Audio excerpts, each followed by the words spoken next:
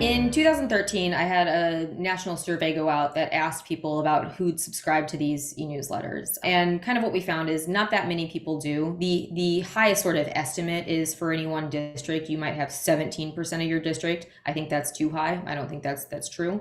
I think that's people who are also willing to take political surveys, might be more attuned to doing this. Generally, the audiences are older. Generally, they are more politically interested than not. And generally, that means they also have more extreme sort of partisan or ideological attachments. At that time, looked like more Republicans were more likely to read these sort of things than Democrats, which to me is not truly surprising. I think Republicans use these technologies more. I think the audiences tend to be older, and email is still a way to communicate with people, and that has been for a while, such that it's like sort of an older medium versus, we do have legislators who are on Instagram, Snapchat, and Parler, and Rumble, and we have these sort of like younger communication platforms. In terms of their specific constituent counts versus people who are in the national audience, that's hard to tell. A lot of legislators used to say you have to like input your zip code in order to get these.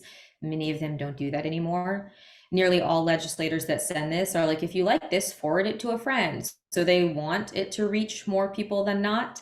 And something that kind of has always sort of colored questions like this for me is one of my advisors, the late Howard Rosenthal, when I first told him about this idea, he was like, "Are you telling me you're going to study junk mail?"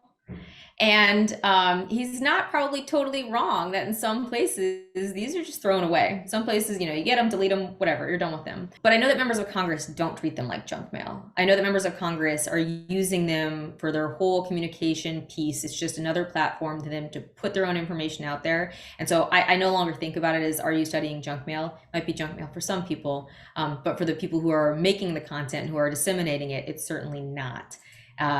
Despite, an inability to totally figure out how many people are reading it, even on their end.